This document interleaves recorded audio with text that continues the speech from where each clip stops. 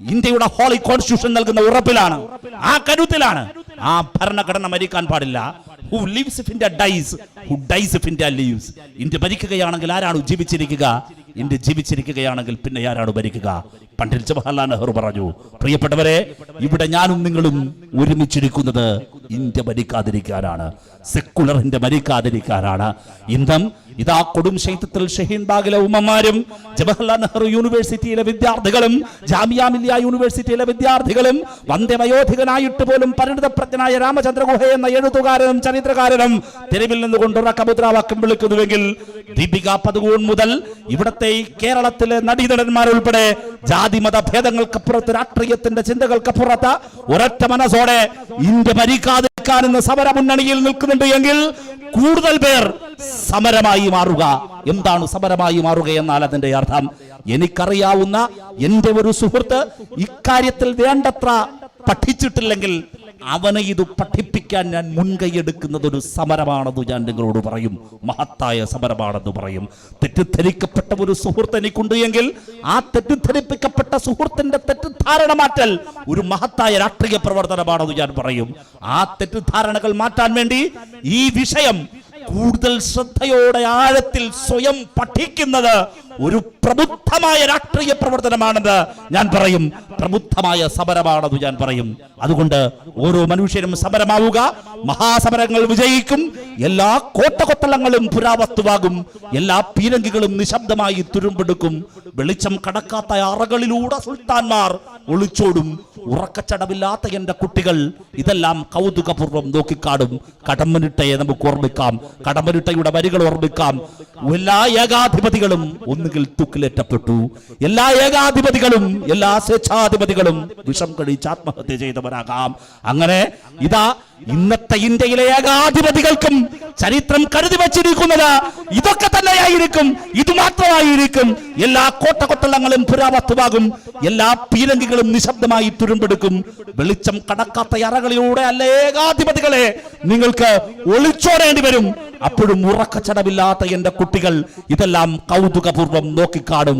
പ്രിയപ്പെട്ടവരെ, നമ്മൾ വിജയിക്കും. കാരണം ഇന്ത്യയാണ് ശരി, നമ്മളാണ് ശരി. അവർ തോൽക്കും.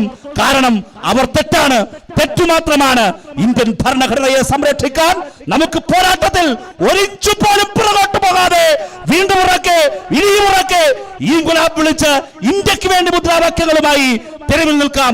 ഓരോ നിമിഷവും മനസ്സ് നമുക്ക് സമരസാന്ദ്രമാക്കാം. ഏറെക്കാലമായ ഇന്ത്യയിൽ മതം പലതിനും മാനദണ്ഡമാക്കി കഴിഞ്ഞിരിക്കുന്നു. ഏത് അദൃശ്യമായി പലതിനും നിയമനിർമ്മാണത്തിലേക്ക് പിന്നെയാണ് വരുന്നത്. നിയമനിർമ്മാണത്തിലേക്കാണ് വരുന്നത്. ഞാനതിൻ്റെ ഒരു ഉദാഹരണം പറയാം. മാംഗ്ലൂരുവിൽ മാധ്യമപ്രവർത്തകർ പിടിയിലായി.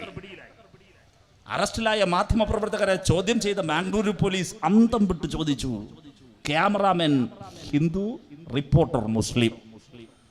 ചോദിച്ചു, ഒരു മുസ്ലിമും ഒരു ഹിന്ദുവും ഒരു സ്ഥാപനത്തിൽ ജോലി ചെയ്യുകയോ? We the people of India having solemnly resolved to constitute India into a sovereign socialist secular democratic republic. ഇന്ത്യക്ക് ഔദ്യോഗികമായ മതമില്ലെന്ന് വളരെ കൃത്യമായി അടിവരയിട്ട് പ്രഖ്യാപിക്കുന്ന ഇന്ത്യൻ ഭരണഘടന നിത്യജീവിതത്തിലോ സൗഹൃദത്തിലോ ബന്ധങ്ങളിലോ നിയമത്തിന്റെ മുമ്പിലോ ഭരണകർത്താവിന്റെ മുമ്പിലോ പൗരത്വം നിശ്ചയിക്കുമ്പോഴോ മതം ഒരു മാനദണ്ഡമാവുകയേ ചെയ്യരുത്. ആ ഇന്ത്യയിൽ മാംഗ്ലൂരുകാരന്റെ കർണാടകക്കാരന്റെ നിത്യജീവിതത്തിൽ ഹിന്ദുവും മുസൽമാനും ഒരുമിച്ച് ജോലി ചെയ്യുന്നത് പോലും അയഥാർത്ഥ്യമായി അവിശ്വസനീയമായി മാറിക്കഴിഞ്ഞിരിക്കുന്നു. ഉള്ളിന്ന് വന്നതാണ് പോലീസുകാരന്റെ ഹിന്ദുവും മുസ്ലിമും കൂടെ ഒരുമിച്ച് ജോലി ചെയ്യുകയോ? അപ്പോഴാണ് മലയാളികൾ അഭിമാനത്തോടെ ഇന്ത്യയോട് പറയുന്നത്, ജാതിഭേദം മതദ്വേഷമില്ലാതെ ഇതാ ഇപ്പോഴും ശ്രീനാരായണ ഗുരുവിന്റെ നാട്ടിൽ, വക്കം മൗലവിയുടെ നാട്ടിൽ, വാഗ്ഭടാനന്ദന്റെ നാട്ടിൽ, EMSന്റെ നാട്ടിൽ, AKGയുടെ നാട്ടിൽ, ഈ കേരളത്തിന്റെ മണ്ണിൽ ഹിന്ദുവും മുസൽമാനും വിവേചനങ്ങളില്ലാതെ ഒരൊറ്റ മനസ്സോടെ ഇപ്പോഴും കഴിയുന്നു. അതാണ് കേരളത്തിന് ഒരുപാട് ചെയ്യാനുണ്ടെന്ന് ഞാൻ പറഞ്ഞത്.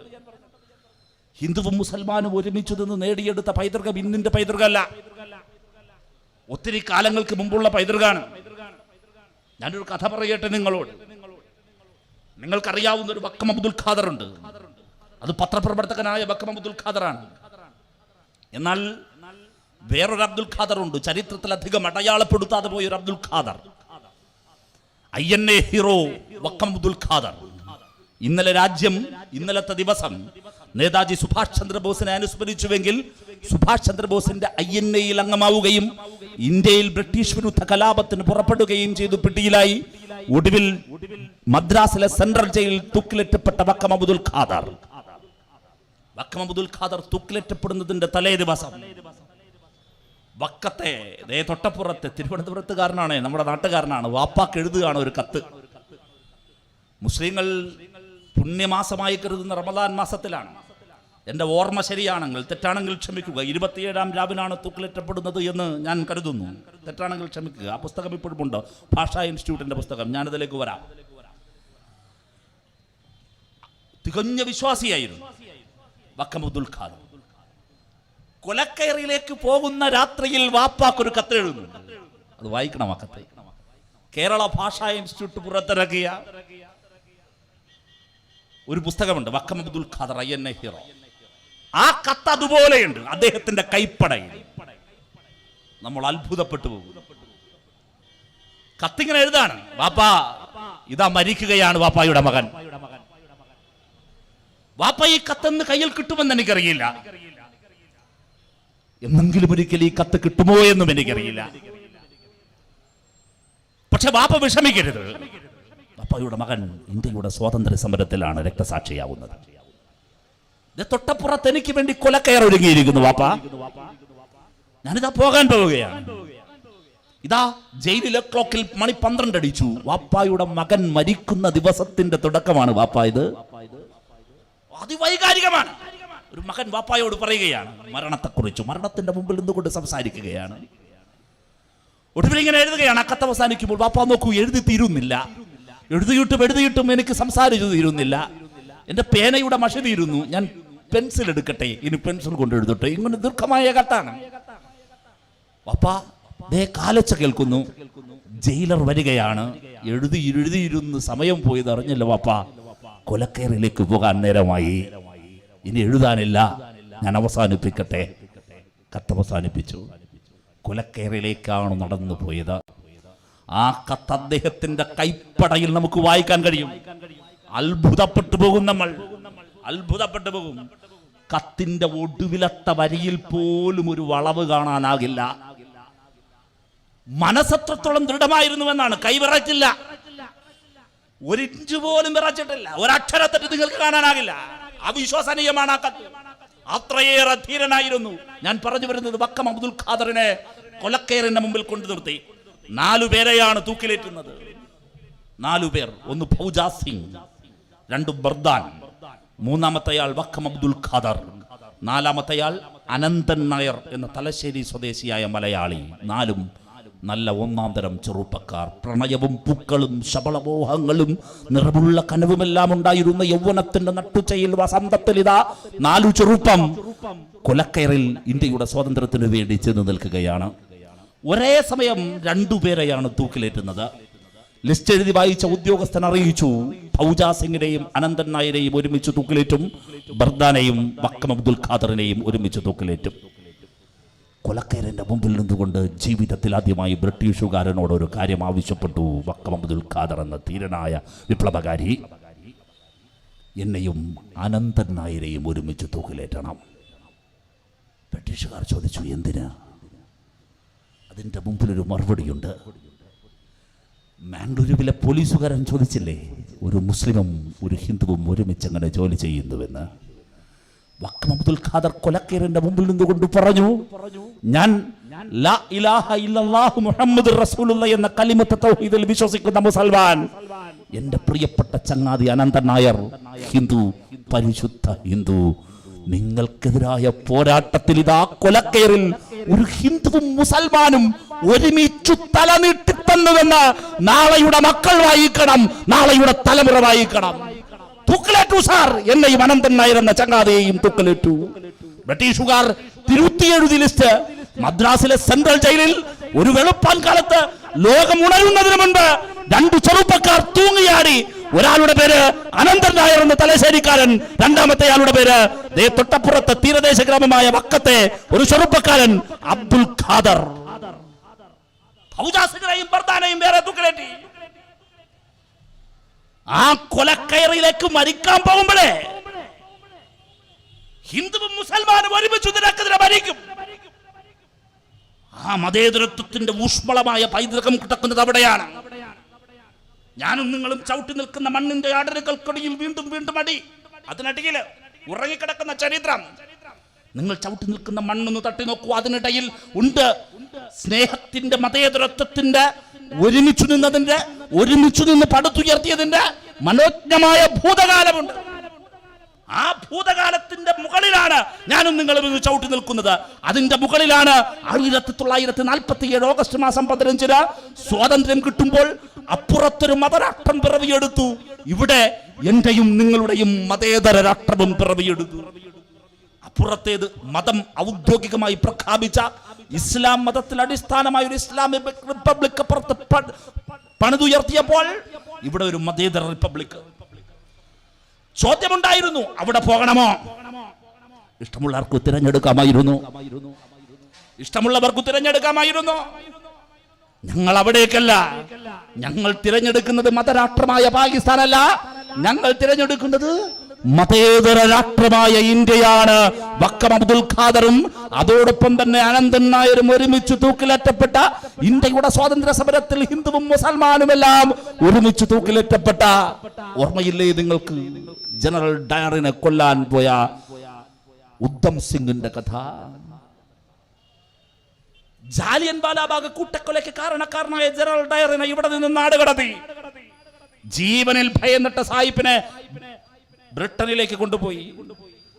ഒരു കൊച്ചു പയ്യൻ ഒരു റിവോൾവർ എടുത്ത് സൂക്ഷിച്ച് ആ കള്ള റിവോൾവറും കള്ളവണ്ടിയിൽ യാത്ര ചെയ്തു. കരുനാഗപ്പള്ളിയിൽ നിന്ന് തിരുവനന്തപുരത്തേക്കല്ല, മറിച്ച് ഇന്ത്യയിൽ നിന്ന് ബ്രിട്ടനിലേക്ക്.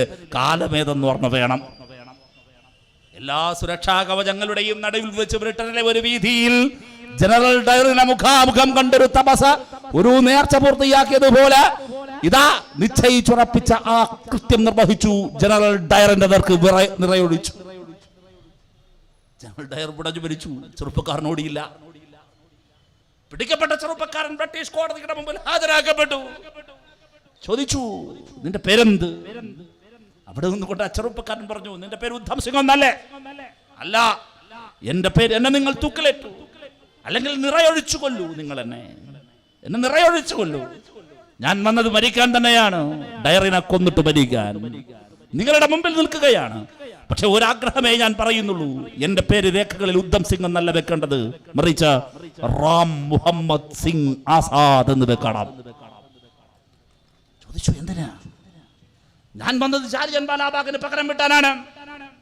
ജാലിയൻ വാലാബാഗിലെ മുൾമൈതാനത്തിൽ പൂന്തോട്ടത്തിൽ പിടഞ്ഞു മരിച്ചവരിൽ ഹിന്ദുവുണ്ട്, മുസ്ലിമുണ്ട്, ക്രിസ്ത്യനുണ്ട്, സിഖുണ്ട്. ആ മനുഷ്യർക്കെല്ലാവർക്കും വേണ്ടി ജനറൽ ഡയറിനെ ഞാൻ കൊന്ന്, ഞാനിതാ കൊലക്കയറേറ്റ് വാങ്ങുമ്പോൾ, മരണമേറ്റ് വാങ്ങുമ്പോൾ എന്റെ പേരെഴുതി വെക്കേണ്ടത് ഉദ്ധം സിംഗ് എന്നല്ല, മറിച്ച് റാം മുഹമ്മദ് സിംഗ് ആസാദ് എന്നാണ്. ഇന്നും ബ്രിട്ടീഷ് രേഖകൾ പരിശോധിച്ചാൽ കാണാനാകും, ക്ഷുഭിതമായ ഇന്ത്യൻ ചരിത്രത്തിൽ രേഖപ്പെടുത്തി വെച്ചിട്ടുണ്ട് റാം മുഹമ്മദ് സിംഗ് ആസാദ്. ആ പൈതൃകത്തിന്റെ നെഞ്ചിൽ വെച്ചാണ് ഇന്ത്യയുടെ വിഖ്യാതമായ ഭരണഘടന പിറവിയെടുക്കുന്നത്. ഇന്ത്യ എന്ന ലോകത്തിലെ ഏറ്റവും വലിയ സെക്കുലർ റിപ്പബ്ലിക് പിറവിയെടുക്കുന്നത്. ചരിത്ര പുസ്തകത്തിൽ നമ്മളെ പഠിപ്പിച്ചു പ്ലൂറലിസം, ബഹുസ്വരത, വ്യത്യസ്തതകൾ. ആ വ്യത്യസ്തതകളെയാകെ ജാലിയൻ വാലാബാഗിൽ നിന്നും എടുത്ത ഒരു പെട്ടി മണ്ണ് എത്രത്തോളം മനുഷ്യ രക്തം കൊണ്ട് പകരമായിരുന്നു, അതിലേതെല്ലാം ഏതെല്ലാം മതങ്ങളുടെ നിറങ്ങൾ കൊണ്ട് വ്യത്യസ്തമായിരുന്നു എന്നതുപോൽ വ്യത്യസ്തതകൾ, ബഹുസ്വരത, പ്ലൂറലിസം. ആ ബഹുസ്വരതയെ ഒരൊറ്റ കുടക്കീഴിൽ നാനാത്വത്തിൽ ഏകത്വം ഇതാ രേഖപ്പെടുത്തി വെക്കുന്നു ഇന്ത്യ. അതാണ് എന്റെ ഇന്ത്യ, അതാണ് നമ്മുടെ ഇന്ത്യ, അതാണ് നമ്മുടെ ഇന്ത്യ. എന്താണ് സെക്കുലറിസം എന്നുകൊണ്ട് അർത്ഥമാക്കുന്നത്? ഒരൊറ്റ അർത്ഥമേ ഉള്ളൂ അതിന്. ഇന്ത്യക്കൊരു ഔദ്യോഗിക മതമില്ല, അതാണ് അതിന്റെ അർത്ഥം. നിനക്ക് നിന്റെ മതം, എനിക്കെന്റെ മതം. ഒരു മതത്തിലും വിശ്വസിക്കാതിരിക്കുന്നവർക്ക് അത് വിശ്വാസം. വിശ്വസിക്കണ്ട. ഒന്നിനും നിർബന്ധമില്ല. നീ ഇന്ന മതക്കാരനായതുകൊണ്ട് നിനക്ക് പ്രത്യേക പരിഗണനയില്ല, നീ ഇന്ന മതക്കാരനായതുകൊണ്ട് നീ രണ്ടാം പൗരനാവുകയുമില്ല. ഇതാ RSS തീരുമാനിക്കുന്നു, പൗരത്വം നൽകുന്നു. ഞങ്ങൾ ചോദിക്കുന്നു, മതത്തിനാണോ മനുഷ്യനാണോ പൗരത്വം കൊടുക്കേണ്ടത്? ഇതാണ് പ്രസക്തമാകുന്ന ചോദ്യം. ഇന്ത്യയിൽ ജീവിക്കുന്ന മനുഷ്യർക്ക് ഇന്ത്യൻ പൗരത്വത്തിന് അവകാശമുള്ളപ്പോൾ അവർ ഇന്ത്യയിൽ ജനിച്ച മനുഷ്യർക്കല്ല, ഇന്ത്യയിൽ ജീവിക്കുന്ന മനുഷ്യർക്കല്ല, മറിച്ച് ഇന്ത്യയിൽ ജീവിക്കുന്ന മതങ്ങൾക്ക്, ഇന്ത്യയിലേക്ക് വരുന്ന മതങ്ങൾക്കും പൗരത്വം കൊടുക്കുന്നു. പൗരത്വത്തിന് മതം മാനദണ്ഡമാകുന്നു. അതിന്റെ അർത്ഥം സെക്കുലർ റിപ്പബ്ലിക് മരിക്കുന്നു, മറിച്ച് ഹിന്ദു രാഷ്ട്ര RSS വിഭാവനം ചെയ്ത മതരാഷ്ട്രത്തിന്റെ ശിലാന്യാസം നടക്കുന്നു. ഇതാണ് CAക്കെതിരായ കലാപം. എന്താണ് CA? 6 മതങ്ങൾ, 3 രാജ്യങ്ങൾ, പാകിസ്ഥാൻ, അഫ്ഗാനിസ്ഥാൻ, ബംഗ്ലാദേശ് തുടങ്ങിയ 3 രാജ്യങ്ങളിൽ നിന്ന് ഇന്ത്യയിലേക്ക് വന്ന് താമസിക്കുന്ന, രേഖകളില്ലാതെ താമസിക്കുന്ന 6 മതത്തിൽപ്പെട്ടവർക്ക് പൗരത്വം കൊടുക്കും. ഒരു മതത്തിന് പൗരത്വമില്ല. ലളിതമാണ് കാര്യം. പാകിസ്ഥാനിൽ നിന്നൊരു അഹമ്മദിയ മുസ്ലിം വിഭാഗത്തിൽപ്പെട്ടയാളും ഒരു ഹിന്ദുവും ഒരേ ദിവസം ഇന്ത്യയിലേക്ക് വന്ന് കുടിയേറി താമസിക്കുന്നുണ്ട് എങ്കിൽ അതിൽ ഒരാൾക്ക് പൗരത്വവും മറ്റേയാൾക്ക് തടങ്കൽ പാളയവും കിട്ടും. മുസൽമാനു തടങ്കൽ പാളയം. മതത്തിന് പൗരത്വം കൊടുക്കുന്നു, മതത്തിന് പൗരത്വം കൊടുക്കുന്നു, മനുഷ്യനല്ല പൗരത്വം കൊടുക്കുന്നത്. അതിന്റെ അർത്ഥം ഇന്ത്യ മതരാഷ്ട്രമാകുന്നുവെന്നാണ്. ഇന്ത്യ മറ്റൊരു പാകിസ്ഥാനാകുന്നുവെന്നാണ്. പാകിസ്ഥാൻ മതരാഷ്ട്രമാണ്. ഇന്ത്യ ബംഗ്ലാദേശ് ആകുന്നുവെന്നാണ്. ഇന്ത്യ ഇസ്രായേലാകുന്നുവെന്നാണ്. RSSന്റെ നേതാക്കൾ പറയുന്നു, ലോകത്തെവിടെയും ഹിന്ദുക്കൾക്ക് പോകാൻ പറ്റും രാജ്യങ്ങളില്ല. അതുകൊണ്ട് ഏത് രാജ്യത്തിലും പെട്ടവർക്ക് ഇവിടേക്ക് വരാം. ഇങ്ങനെ പറയുന്ന ഒരു രാജ്യമേ ലോകത്തുള്ളൂ. ആ രാജ്യത്തിന്റെ പേര് ഇസ്രായേൽ എന്നാണ്.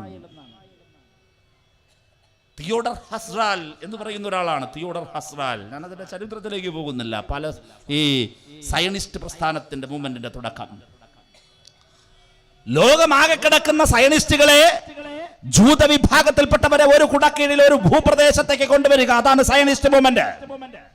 ആ സയനിസ്റ്റ് മൂവ്മെന്റ് ഇന്ന് പറയുന്നു, അതെങ്ങനെയാണോ പറഞ്ഞത് അതുപോലെ പറയുകയാണ്. മഹാത്മാഗാന്ധി സ്വാതന്ത്ര്യം നേടിത്തരുമ്പോൾ, ഇന്ത്യയുടെ സമരസേനാനികൾ സ്വാതന്ത്ര്യം നേടിത്തരുമ്പോൾ, കൊലക്കേറിന്റെ മുമ്പിൽ നിന്ന് പോലും ഇൻകുലാബ് ഉറക്കം വിളിച്ചു സമരഭൂമികയിൽ വിപ്ലവം സൃഷ്ടിച്ച ഭഗത് സിംഗും രാജ്ഗുരുവും സുഖദേവും നമുക്ക് സ്വാതന്ത്ര്യം നേടിത്തരുമ്പോൾ അവർ നേടിത്തന്നത് ഒരു ഇസ്രായേൽ പണിതുയർത്താനല്ല, ഒരു പാകിസ്ഥാൻ പണിതുയർത്താനല്ല, ഒരു മതേതര ഇന്ത്യക്ക് വേണ്ടിയാണ് അവർ രക്തമൊഴുകിയത്. എങ്കിൽ ഇന്നത്തെ മതേതര ഇന്ത്യയെ കണ്ണിലെ കൃഷ്ണമണി പോലെ കാത്തു സൂക്ഷിക്കാൻ ഇന്ത്യയിലെ മുഴുവൻ മനുഷ്യർക്കും ബാധ്യതയുണ്ട്. ഞാൻ അടിവരയിടുന്നു, മുഴുവൻ മനുഷ്യർക്കും ബാധ്യതയുണ്ട്. RSSന്റെ കണക്ക് കൂട്ടൽ പിഴയ്ക്കുന്നത് അവിടെയാണ്. RSS കരുതി ഇതൊരു വെള്ളിയാഴ്ച സമരമായി അവസാനിക്കും. ഇത് കുറച്ച് മുസ്ലിങ്ങൾ മാത്രം അതിനുവേണ്ടി കരുതി വച്ചിരുന്ന വാചകമായിരുന്നു ഇന്ത്യയുടെ പ്രധാനമന്ത്രി പറഞ്ഞത്, വേഷം കണ്ടാൽ തിരിച്ചറിയും. വേഷം കണ്ടാൽ തിരിച്ചറിയും. തങ്ങളെ തല്ലിയ പോലീസുകാർക്കെതിരെ പ്രതിഷേധവുമായി ഡൽഹി യൂണിവേഴ്സിറ്റിയിലെ വിദ്യാർത്ഥികൾ വന്നത് കയ്യിൽ ചെമ്പനീർപ്പൂക്കളും കരുതിക്കൊണ്ടായിരുന്നു. ചെമ്പനീർപ്പൂക്കൾ വെച്ചു നീട്ടി ദില്ലി പോലീസ് ബാത് കരോ എന്ന് താളാത്മകമായി മുദ്രാവാക്യം വിളിച്ചു നിൽക്കുന്ന പെൺകുട്ടികളെ നമ്മൾ കണ്ടു. അതിൽ ബീഹാറുകാരിയായ ഒരു പെൺകുട്ടിയുടെ കയ്യിൽ കരുതിയിരുന്ന പ്ലക്കാർഡ് ഇങ്ങനെ രേഖപ്പെടുത്തുന്നു, പപ്പ കരുതുന്നു ഞാൻ ക്ലാസ് മുറിയിലിരുന്ന് ചരിത്രം പഠിച്ചുകൊണ്ടിരിക്കുന്നു എന്നാണ്. പക്ഷെ പപ്പ അറിയുന്നില്ലല്ലോ ഞാൻ ചരിത്രം സൃഷ്ടിക്കുന്ന തിരക്കിലാണെന്ന്. ആ വിദ്യാർത്ഥിനി വൈറലായി. ആ വിദ്യാർത്ഥിനി തരംഗമായപ്പോൾ ആ വിദ്യാർത്ഥിനിയുടെ അരികിലേക്ക് മാധ്യമങ്ങൾ പോയി. അവൾ വെളിപ്പെടുത്തി, ഞാൻ ബീഹാറുകാരി, പേര് മുസ്ലിമല്ല, ഹിന്ദു. അവൾ പറഞ്ഞു, ഈ രാജ്യം വെട്ടിമുറിക്കപ്പെടാൻ പാടില്ല. ചരിത്ര വിദ്യാർത്ഥിയായി എനിക്ക് ക്ലാസ് മുറിയിൽ ഇരിക്കുമ്പോൾ അറിയാം ഇന്ത്യ വിഭജിക്കപ്പെടുകയാണെന്ന്. ഞാൻ തെരുവിലേക്ക് ഇറങ്ങുന്നു. ഞാൻ ചരിത്രം നിർമ്മിക്കുന്ന തിരക്കിലാണെന്ന് ഞാനും എൻ്റെ കൂട്ടുകാരും. പിന്നെ പഠിക്കാം, ആദ്യം ചരിത്രം നിർമ്മിക്കട്ടെ, എന്നിട്ട് നമുക്ക് പഠിക്കാം. അവൾ മറ്റൊരു കാര്യം കൂടി കൂട്ടിച്ചേർത്തു. കഴിഞ്ഞ ലോകസഭാ തെരഞ്ഞെടുപ്പിൽ നരേന്ദ്രമോദിയുടെ NDAക്ക് വോട്ട് ചെയ്ത വോട്ടർ കൂടിയാണ് ഞാൻ. നരേന്ദ്രമോദിയുടെ താളം തട്ടുന്നത് നോക്കൂ, ഇങ്ങനെയാണ്.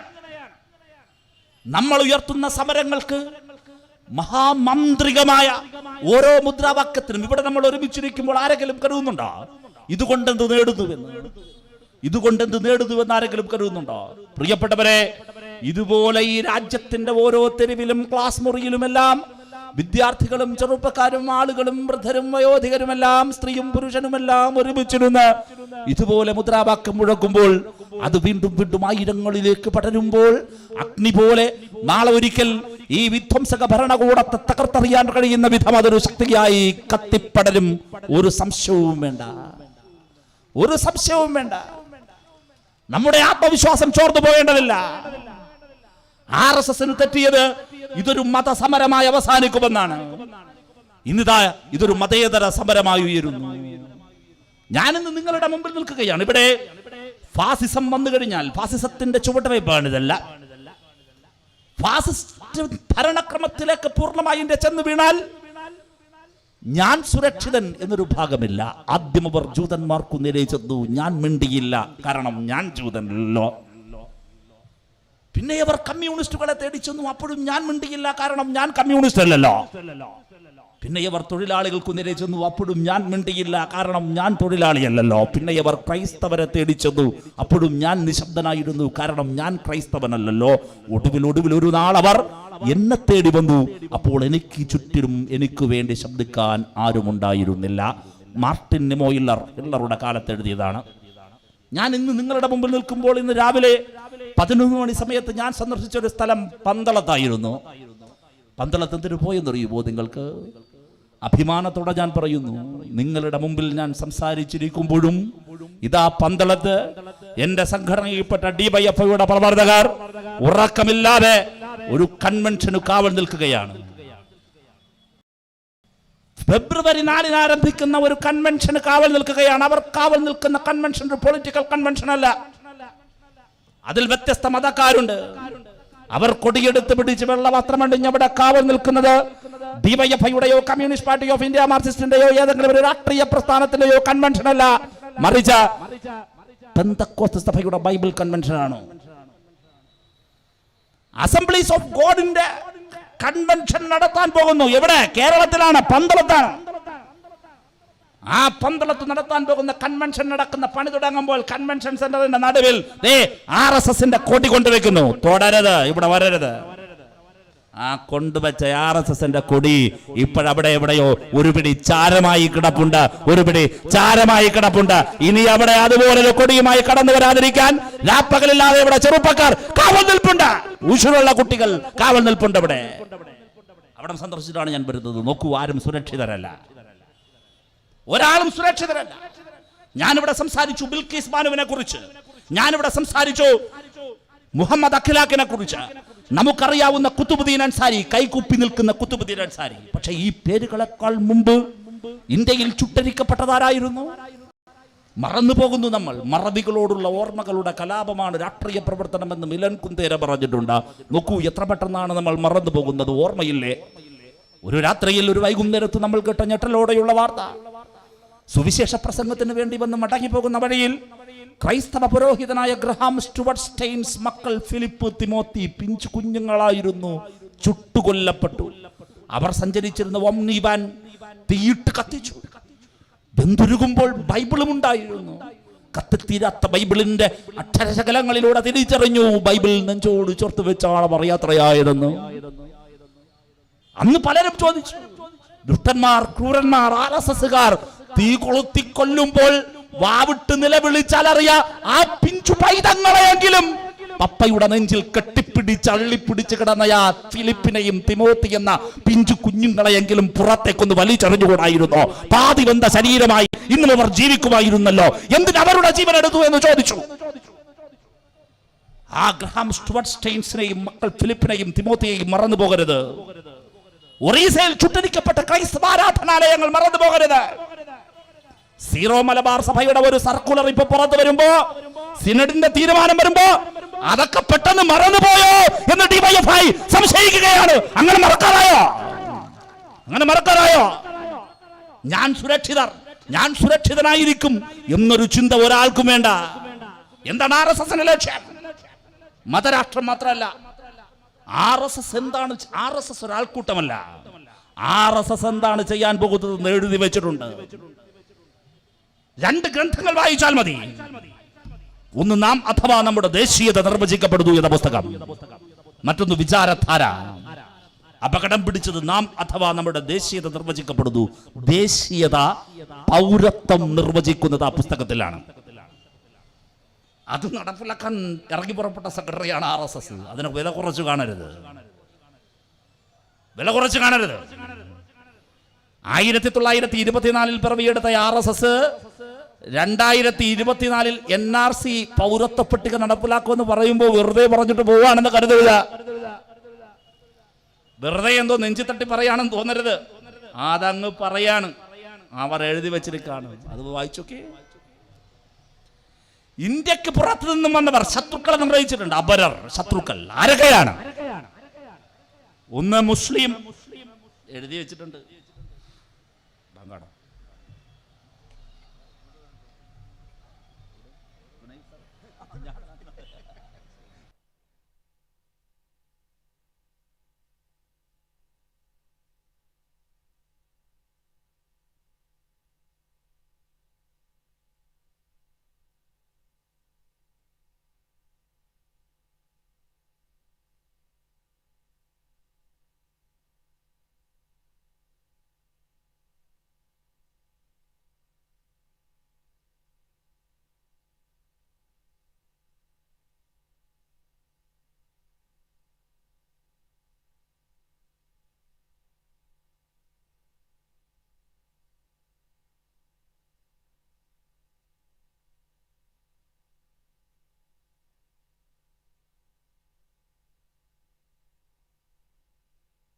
ഒന്ന് മുസ്ലിങ്ങൾ, 2 ക്രിസ്ത്യാനികൾ, വളരെ കൃത്യമാണ്. മൂന്നാമത്തേത് കമ്മ്യൂണിസ്റ്റുകൾ. കുറെ കാലം മുമ്പ് ഞാൻ ഇതിനിടയിൽ ഒരു കാര്യം പറഞ്ഞോട്ടെ. ഞങ്ങളെ ഇങ്ങനെ RSSകാർ കൊല്ലുകയും ഞങ്ങൾ തിരിച്ച് പ്രതിരോധിക്കുകയൊക്കെ ചെയ്തു. പലരും ഞങ്ങളോട് പറഞ്ഞു ഇതൊക്കെ അവസാനിപ്പിച്ചിട്ട് കുറച്ച് പ്രാവനെ പറത്തിക്കൂടെ. അങ്ങനെ ഞങ്ങളെ ഉപദേശിക്കാൻ പലരും പ്രാവനെയും പറത്തി. പക്ഷെ ഒരു കാര്യം ഞാൻ പറയാം, ഞങ്ങളെ അവർ കൊന്നതും ഞങ്ങൾ പ്രതിരോധിച്ചതൊന്നും വെറുതെ ആയിരുന്നില്ല. എഴുതി വെച്ചിട്ടുണ്ട്. 1 മുസ്ലിങ്ങൾ, 2 ക്രിസ്ത്യാനികൾ, 3 കമ്മ്യൂണിസ്റ്റുകൾ. ഞങ്ങൾ പ്രാവനെ പറത്താൻ തീരുമാനിച്ചാൽ RSS ആയുധം വെച്ച് പോവില്ല. മനസ്സിലായല്ലോ? ഞാൻ ഇടയ്ക്കൊന്ന് പറഞ്ഞതേ ഉള്ളൂ, തിരിച്ചു വരാം. RSS എഴുതി വെച്ചിട്ടുണ്ട് 3 പേർ. ഇവരുടെ മുമ്പിൽ 2 വഴികളേ ഉള്ളൂ. അതിലൊന്നാമത്തെ വഴി ഇന്ത്യൻ ദേശീയതയെ തിരിച്ചറിഞ്ഞ് ദേശീയതയിൽ വിശ്വസിച്ച് ഇവിടെ ലയിച്ചു ചേരുക, ഇവിടെയായി മാറുക. ഇല്ലെങ്കിലോ പൗരത്വമില്ലാതെയോ 2ാം തരം പൗരന്മാരായോ ഇന്ത്യയിൽ തുടരുക. എത്ര കാലം? ഇവർ നിശ്ചയിച്ചു തരുന്ന ദിവസം വരെ. അത് കഴിഞ്ഞാൽ രാജ്യം വിട്ടുപോകുക. ഇത് RSSന്റെ സിദ്ധാന്തമാണ്. ഇതുവരെ ആരും തള്ളി പറഞ്ഞിട്ടില്ലല്ലോ. ഇത് എഴുതി വെച്ചിട്ടുണ്ട്. ഇപ്പോഴും കിട്ടും. ഇതിൽ തൊട്ടാണ് അവർ പ്രവർത്തിക്കുന്നത്. അത് പറയുമ്പോൾ ഇങ്ങനെ വരുമ്പോൾ അപ്പൊ പിന്നെ എല്ലാവരും പോയിട്ട് ഹിന്ദു രാഷ്ട്രമാണല്ലോ വരുന്നത്, ഞാനപ്പോ ഹിന്ദു ആണല്ലോ എന്ന് ആരെങ്കിലും കരുതിയാൽ എൻ്റെ പൊന്നു സഹോദര, നീ എന്ന ഹിന്ദു അതിലില്ല. കുറച്ചുകൂടി മുമ്പോട്ട് പോകേണ്ടി വരും ചരിത്രം. മദൻ മോഹൻ മാളവ്യ ബനാറസ് ഹിന്ദു സർവകലാശാല സ്ഥാപിക്കുന്നതിന് വേണ്ടി ഹിന്ദു മഹാസഭാ നേതാവായിരുന്നു. രാജ്യത്താകെ നടന്ന് ഹിന്ദു സംഘടനകളുടെ യോഗം വിളിച്ചു പണം സമാഹരിച്ചു. കേരളത്തിലും വന്നു. കോട്ടയത്തായിരുന്നു യോഗം. കോട്ടയത്തെ ആ യോഗത്തിൽ സനാതന ഹൈന്ദവ രാഷ്ട്രമാണ് പണിതുയർത്തേണ്ടത് എന്നും രാമരാജ്യമാണ് പണിയേണ്ടത് എന്നും സവിസ്തരം പ്രതിപാദിച്ചു പോവുകയാണ്. ഇതിങ്ങനെ ആവർത്തിച്ച് സ്വപ്നം പങ്കുവെക്കുകയായിരുന്നു മദൻ മോഹൻ മാളവ്യ. സഹിക്കവയ്യാതായപ്പോൾ സദസ്സിൽ നിന്നൊരു ചെറുപ്പക്കാരൻ എഴുന്നേറ്റു. മിസ്റ്റർ മദൻ മോഹൻ മാളവ്യ, രാമരാഷ്ട്രത്തെക്കുറിച്ച് ഇനി ഒരു അക്ഷരം ഇവിടെ മിണ്ടിപ്പോകരുത്. നിങ്ങൾ ഈ പ്രസംഗിക്കുന്ന ഹിന്ദു രാഷ്ട്രയിൽ ഞാനെന്ന ഹിന്ദുവില്ല, ഞാനെന്ന കറുത്തവനില്ല, ഞാനെന്ന കീഴാളനില്ല. ഒരക്ഷരം ഇനി ആ ഹിന്ദു രാഷ്ട്രത്തെക്കുറിച്ച് നിങ്ങൾ സംസാരിക്കരുത്. പ്രസംഗം നിർത്തി. അയാൾ പറഞ്ഞു, തപസ്സു ചെയ്തതിന്റെ പേരിൽ ഒരു ശൂദ്രമുനിയെ വെട്ടിക്കൊന്ന രാമന്റെ ഭരണത്തെക്കാൾ ഞങ്ങൾ ആഗ്രഹിക്കുന്നത് രാവണന്റെ ഭരണമാണ് സാർ. ഇനി ഒരക്ഷരം സംസാരിക്കരുത്. മദൻ മോഹൻ മാളവ്യ പ്രസംഗം അവസാനിപ്പിച്ചിറങ്ങിപ്പോയി. ആ പ്രസംഗം എഴുന്നേറ്റെന്ന് ചോദിച്ചായിരുന്നറിയോ എനിക്ക് ചരിത്രത്തില്? ഒരു ജാതി ഒരു മതം ഒരു ദൈവം മനുഷ്യനെന്ന് ലോകത്തോട് പറഞ്ഞത് ശ്രീനാരായണ ഗുരുവാണെങ്കിൽ ഗുരുവിന്റെ ഒരു ശിഷ്യൻ പറഞ്ഞു, ജാതി വേണ്ട, മതം വേണ്ട, ദൈവം വേണ്ട, മനുഷ്യര്. സഹോദരൻ അയ്യപ്പൻ സി കേശവന്റെ ജീവിത സമരം എന്ന പുസ്തകം എടുത്തു നോക്കിയാൽ ഞാൻ ഈ പറഞ്ഞ ഭാഗം നിങ്ങൾക്ക് അതിൽ കാണാൻ കഴിയും. അന്ന് സഹോദരൻ അയ്യപ്പന്മാർ തിരിച്ചറിഞ്ഞിരുന്നു, ഏതാ ഇവർ പറയുന്ന സനാതന ഹൈന്ദവ രാഷ്ട്രത്തിൽ ഞാനില്ല. ഇവിടെ ഇപ്പോ സുമയ്യ പാടിയിട്ട് പോയ, ഞാൻ എന്റെ പ്രസംഗം തുടങ്ങിയതിലാണല്ലോ, അവസാനിപ്പിക്കാം. സുമയ്യ പറഞ്ഞ ആസാദി പാട്ടിലൊരു വരിയുണ്ട്. എന്താ വരി? മനുവാദുസേ ആസാദി. എന്തുകൊണ്ടാണ് ചത്ത പശുവിന്റെ തോലുരിഞ്ഞ ദളിതനെ അവർ ആക്രമിക്കുന്നത്? മനുവാദമാണ് അവർ നടപ്പിലാക്കുന്നത്. മനുവാദുസേ ആസാദി. ഇന്ത്യയുടെ വിഖ്യാതമായ ഭരണഘടനയെ പിച്ചു ചിന്തി എറിയണം അവർക്ക്. പകരം അവർ കിനാവ് കാണുന്നത് മറ്റൊരു ഭരണഘടനയെ അവർ കാണുന്നുവെങ്കിൽ ഇന്ത്യക്കൊരു ഭരണഘടന ഉണ്ടാകണമല്ലോ. അവർ സ്ഥാപിക്കുന്ന രാജ്യത്തിനും ഒരു ഭരണഘടന വേണമല്ലോ. ഇന്നത്തെ ഇന്ത്യയെ കൊന്നാൽ പുതിയ ഇന്ത്യക്ക്, അവരുടെ ഇന്ത്യക്ക് അവർ വെക്കുന്ന ഭരണഘടന മനുസ്മൃതിയാണ്. അത് സവർണ ബ്രാഹ്മണിക്കൽ മനുസ്മൃതി. ആ സവർണ ബ്രാഹ്മണിക്കൽ രാഷ്ട്രമാണ്. അതിൽ ഈ സാധാരണക്കാരനുണ്ടാകില്ല. അടിക്കണക്കിന് ജാതി പറഞ്ഞ് മനുഷ്യൻ അളന്നു തിരിച്ചു മാറി നിൽക്കണം. ആ തിരിച്ചറിവിന്റെ ചൂളയിൽ നിന്നുകൊണ്ടാണ് സഹോദരൻ അയ്യപ്പൻ മദൻ മോഹൻ മാളവ്യയ്ക്ക് നേർക്ക് കൈ ചൂണ്ടി അന്ന് പറഞ്ഞത്. നമ്മൾ ഇന്നും പറഞ്ഞുകൊണ്ടേയിരിക്കണം, അത് പറഞ്ഞുകൊണ്ടേയിരിക്കണം. അപ്പൊ നിങ്ങൾ ചോദിക്കും, പ്രധാനമന്ത്രി നരേന്ദ്രമോദി OBC കാരനാണല്ലോ, രാംനാഥ് കോവിന്ദ് ദളിതനാണല്ലോ, അബ്ദുള്ള കുട്ടി മുസ്ലിം ആണല്ലോ, ആരിഫ് മുഹമ്മദ് ഖാൻ മുസ്ലിം ആണല്ലോ. ഇത് ചോദിക്കും. നിങ്ങൾക്കാവണോ BJP? നിങ്ങൾക്കും ആവാം. ഞാൻ നേരത്തെ പറഞ്ഞത് ശ്രദ്ധിക്കണം. രണ്ട് വഴികളേ ഉള്ളൂ. അതിൽ ആദ്യത്തെ വഴി തേടിയവരാണ് രാംനാഥ് കോവിന്ദ് മുതൽ ആരിഫ് മുഹമ്മദ് ഖാൻ വരെയുള്ളവർ. ഏതാണ് ആ വഴി? ഇവരുടെ സാംസ്കാരിക സ്വത്വത്തിൽ ലയിച്ചു ചേരണം, അവരായി മാറണം. രണ്ട്, അവരുടെ സിദ്ധാന്തങ്ങളും അവരുടെ ചാതുർവർണ്ണ്യവും അതുപോലെ അംഗീകരിക്കണം. എങ്കിൽ നിനക്ക് ഇവിടെ തുടരാം, ഒരു സംശയമില്ല. നിനക്ക് ഇവിടെ തുടരാം. രാംനാഥ് കോവിന്ദ് തുടരാം, അബ്ദുള്ള കുട്ടിക്കാകാം, ആരിഫ് മുഹമ്മദ് ഖാനാകാം, നാളെ നിങ്ങൾക്ക് ആർക്കെങ്കിലും ഗുണമാക്കാം. പക്ഷെ നീയായി പറ്റില്ല. നിന്റെ സാംസ്കാരിക സ്വത്വവും നിന്റെ വിശ്വാസവും നിന്റെ ആചാരങ്ങളും അനുഷ്ഠാനങ്ങളും അതല്ല. മറിച്ചോ ഇവർ പറയുന്ന സംസ്കൃതിയുടെ ഭാഗമായി അതിൽ ലയിച്ചു ചേരണം. അത് അംഗീകരിച്ചാൽ ആർക്കാവാം? സിമ്പിളാണ് കാര്യം. അതുകൊണ്ട് ഇവരെയൊന്നും ചൂണ്ടിയിട്ട് ഇങ്ങോട്ട് പറയാൻ പറ്റണ്ട. അതും അതിൽ എഴുതി വെച്ചിട്ടുണ്ട്. അത് വായിച്ചാൽ കൃത്യമായിട്ട് മനസ്സിലാകും. അത് അതിൽ എഴുതി വെച്ചിട്ടുണ്ട്. ഇവിടെ RSSന്റെ ലക്ഷ്യം മതരാഷ്ട്ര സംസ്ഥാപനം മാത്രമല്ല, മറ്റൊരു ലക്ഷ്യം കൂടിയുണ്ട്. എന്തെന്നറിയോ? ഒരു രാജ്യം, ഒരു രാഷ്ട്രം, അങ്ങനെയാണ് അവർ പറയുക. ഒരു ഭാഷ, ഒരു സംസ്കാരം. ഒരു രാഷ്ട്രം, ഒരു ഭാഷ, ഒരു സംസ്കാരം. ഏതാണ് രാഷ്ട്രം? ഇന്ത്യ എന്ന രാഷ്ട്രം. ആ ഇന്ത്യ എന്ന രാഷ്ട്രത്തിൽ സംസ്ഥാനങ്ങൾക്കൊന്നും വലിയ പങ്കുണ്ടാകില്ല, സംസ്ഥാനങ്ങൾക്കൊന്നും വലിയ അധികാരവും ഉണ്ടാകില്ല. നോക്കൂ, ടാക്സ് ചുമത്താനുള്ള അധികാരം എല്ലാ സംസ്ഥാനങ്ങൾക്കും ഇന്ന് നഷ്ടപ്പെട്ടു. ഏകീകൃത സിവിൽ കോഡിനെ കുറിച്ച് നമ്മൾ സംസാരിച്ചു കൊണ്ടിരിക്കുമ്പോൾ അല്ല, ഏകീകൃത ടാക്സ് ഘടന രാജ്യത്ത് വന്നു കഴിഞ്ഞു. രാജ്യത്ത് ഒരൊറ്റ ടാക്സായി ഇന്ന് സംസ്ഥാനങ്ങൾ കാഴ്ചക്കാരായി. ക്രമസമാധാന പാലനത്തിന്റെ ചുമതല സംസ്ഥാനങ്ങൾക്കുള്ളതായിരുന്നുവെങ്കിൽ NIA നിയമം ഭേദഗതി ചെയ്തതോടെ സംസ്ഥാനങ്ങൾക്ക് മാത്രമുണ്ടായിരുന്ന ക്രമസമാധാന ചുമതല കേന്ദ്ര സർക്കാരിലേക്ക് പോയി.